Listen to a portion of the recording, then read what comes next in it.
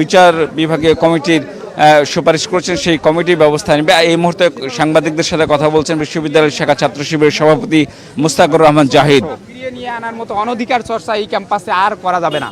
তৃতীয় যে প্রত্যাশাটা আমরা রাখতে চাই, যে রাকসু বানচাল করার, অর্থাৎ নির্বাচনী পরিবেশকে ব্যাহত করে, শিক্ষার পরিবেশকে ব্যাহত করে রাকসু বানচাল করার যারা ষড়যন্ত্র করতেছে তাদেরকে হুঁশিয়ার করে দিতে চাই যে রাকসু নির্বাচন বানচাল করার যত অপরাজনীতি চলতেছে, সেই অপরাজনীতি থেকে এই কতিপয় দলদাস শিক্ষকদেরকে বিরত থাকতে হবে। এই তিনটা মূল ইস্যু, এই তিনটা মূল এজেন্ডা নিয়েই আমরা আজকে মানববন্ধন করেছি।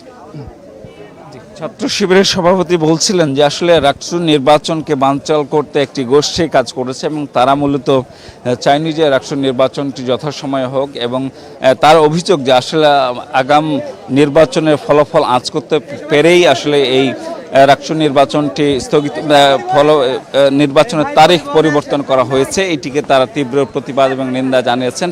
এখন সাংবাদিকদের সাথে কথা বলছেন ছাত্র শিবিরের প্যানেলের এজিএস প্রার্থী সালমান সাব্বির। আমরা তার সাথে একটু কথা বলতে চাই। এবং আমরা দেখি যে তারই প্রেক্ষিতে নির্বাচন কমিশন সিদ্ধান্ত নিয়ে সেই 25 সেপ্টেম্বর নির্বাচন 16 অক্টোবর নিয়ে গিয়েছে, যেটি আমাদের কাছে সুস্পষ্টভাবেই মনে হয় যে এটি একটি রাকসু বানচালের প্রক্রিয়া, এবং সেটির প্রতিবাদে এবং নিন্দা জানিয়ে হচ্ছে আজকে আমরা মানববন্ধন কর্মসূচি পালন করেছি। এবং একই সাথে জানেন যে আমাদের বিশ্ববিদ্যালয়ে একটা বড় সংখ্যক শিক্ষক তারা কমপ্লিট শাটডাউন দিয়েছে, যেটি শিক্ষার্থীদের ক্লাস এবং পরীক্ষাকে ব্যাহত করতেছে। আজকে এই জায়গা থেকে আমরা সুস্পষ্টভাবে ঘোষণা করেছি যে অনতিবিলম্বে আমাদের বিশ্ববিদ্যালয় শিক্ষকদের যে শাটডাউন কর্মসূচি সেটি প্রত্যাহার করে শিক্ষার্থীদেরকে ক্লাসরুমে ফিরে যাওয়ার সুযোগ করে দিতে হবে। একই সাথে জানেন যে তাদের এই শাটডাউন কর্মসূচির জন্য তারা লাইব্রেরি থেকে শুরু করে শিক্ষার্থীদের যত ধরনের সুযোগ সুবিধা সব জায়গাতে তারা বাধাগ্রস্ত করতেছে। এই জায়গা থেকে তাদের প্রতি আহ্বান জানানো, আমরা জানাই যে শিক্ষক, কর্মচারী, কর্মকর্তা, ছাত্ররা পরস্পর কেউই শত্রু না। আমরা একত্রে যদি কাজ না করতে পারি আসলে আমাদের এই বিশ্ববিদ্যালয়কে সামনের দিনে এগিয়ে নিয়ে যাওয়া সম্ভব না।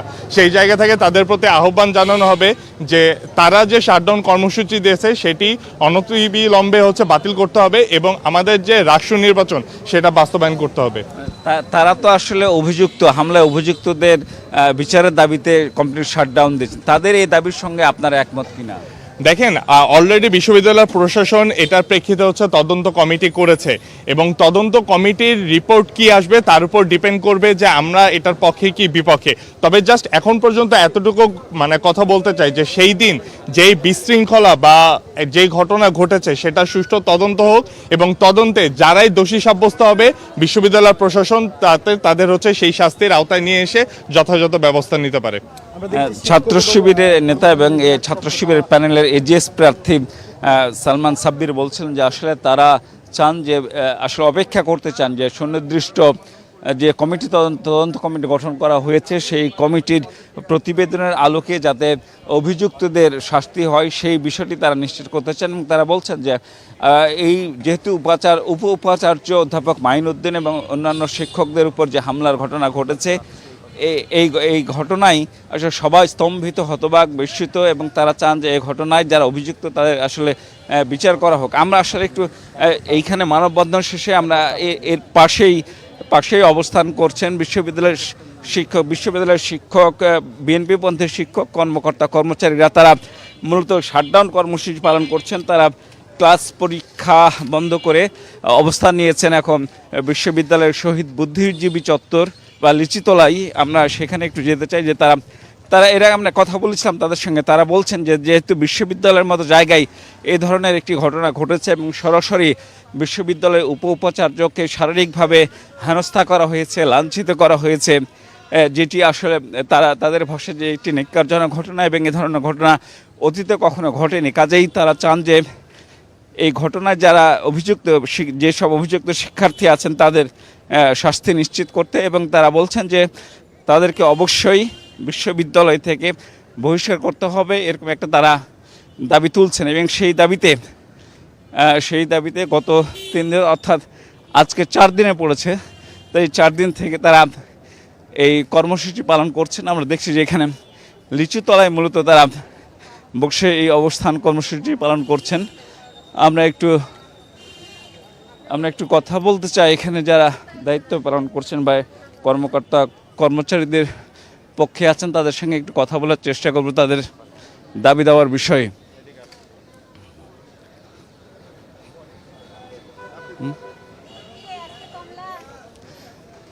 আমরা এখন একটু কথা বলতে চাই এখানে যারা কর্মসূচি পালন করছেন তাদের সাথে, যে আসলে যেহেতু বিশ্ববিদ্যালয় কর্তৃপক্ষ কমিটি গঠন করেছে, এরপরও আসলে আপনারা কমপ্লিট শাটডাউন অব্যাহত রেখেছেন কী কারণে?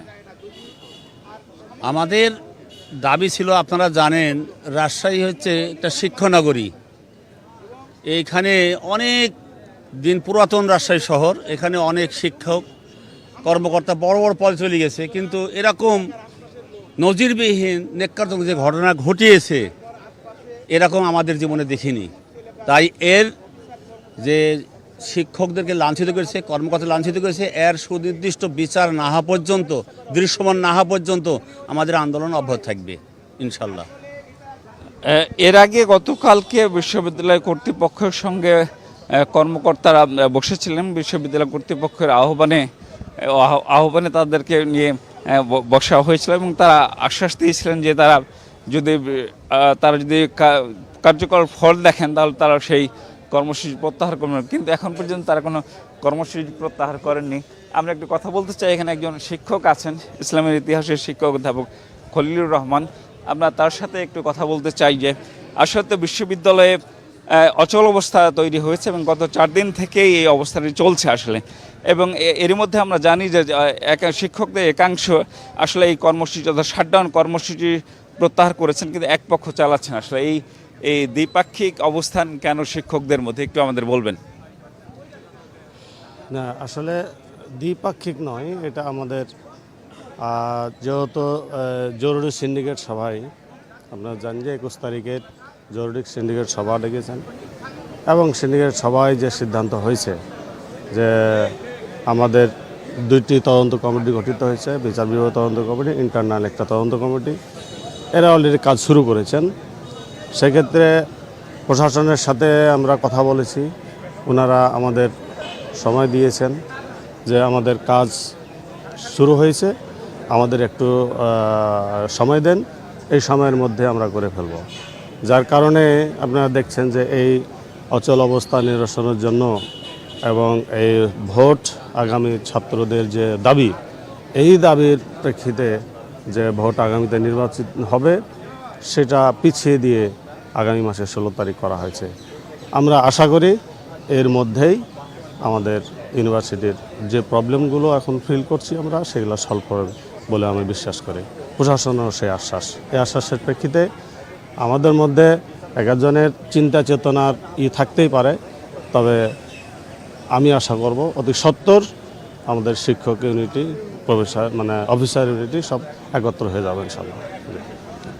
কথা বলছেন ইসলামের ইতিহাস বিভাগের অধ্যাপক খলিলুর রহমান, যিনি সেই 20 তারিখের ঘটনার সময় যিনি সেখানেই ছিলেন, ঘটনাস্থলে ছিলেন।